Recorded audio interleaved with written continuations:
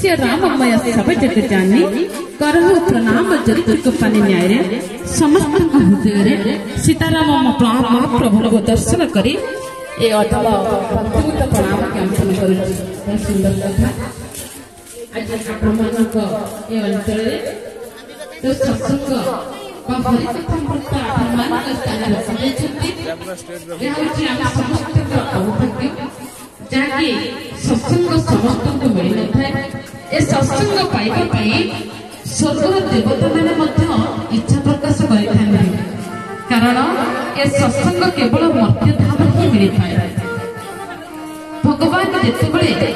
सृष्टि सर्जना कले ए सृष्टि सर्जना मध्य जेते 84 लक्ष समस्त जीव मान सृष्टि करिचंती से वृक्ष लता हूँ कीट पतंग हूँ पशु पक्षी हूँ मनुष्य हूँ समस्त को संसार को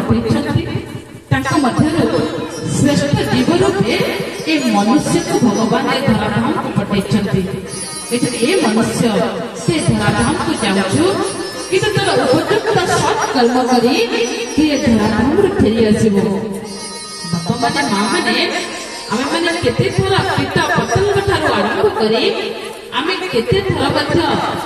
पशु पक्षी जन्म पाइथिबा ता मध्य आमे जानि नथिबा तेरो आज जे दुर्लभ जन्म पाइछे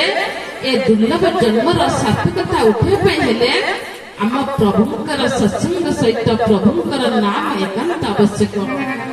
जगन्नाथ श्रीमद भागवत कहते केते तपस्या करा जाने मनुष्य जन्म पाइछे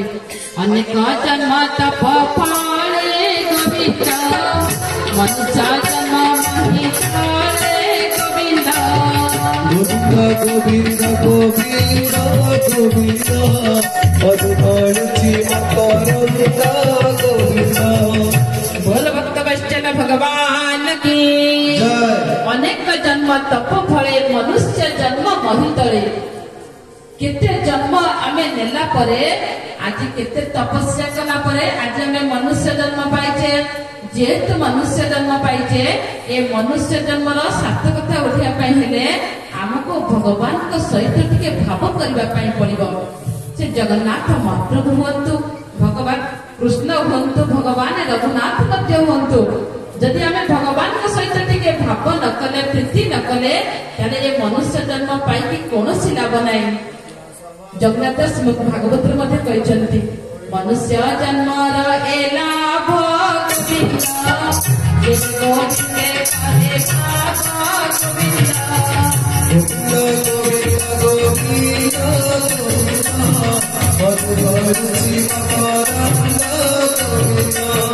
बोल भक्त वैष्णव भगवान की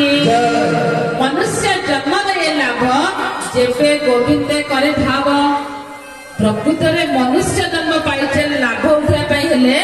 आमको कौन करने पड़ो ना गोविंद सहित टिके भाव करने पड़ो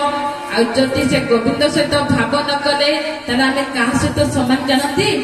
आम गोटे पशु सहित सामान जगन्नाथ दास भागवत कहते हरि विमुख प्राणी गोविंद पशु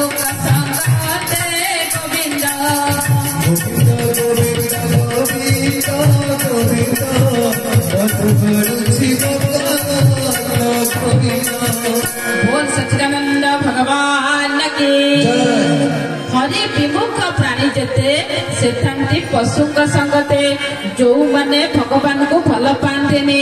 जो माने भगवान को निंदा करती से माने कहा सहित समान ना गोटे पशु सहित समान जो माने भगवान को डाकती नहीं भक्ति भाव आनती नहीं जेपरी गोटे पशु खाद्य खाऊची वंश विस्तार करुची ए मनुष्य मध्य खाद्य खाऊची वंश विस्तार करुची किंतु मनुष्य मध्य बुद्धि ज्ञान विवेक भगवान देइछन्ति किंतु पशु को सेतिकी देइनांती भगवान जानिछन्ति ए मनुष्य धराधाम को जाइछि ये श्रेष्ठ जीव सी एकमात्र भगवान को भजन करि परिबो भगवान को सत्संग करि परिबो ए संसार रे आउ केही करि परिबे नाही तेणु गोस्वामी तुलसीदास रामचरित मानस कहते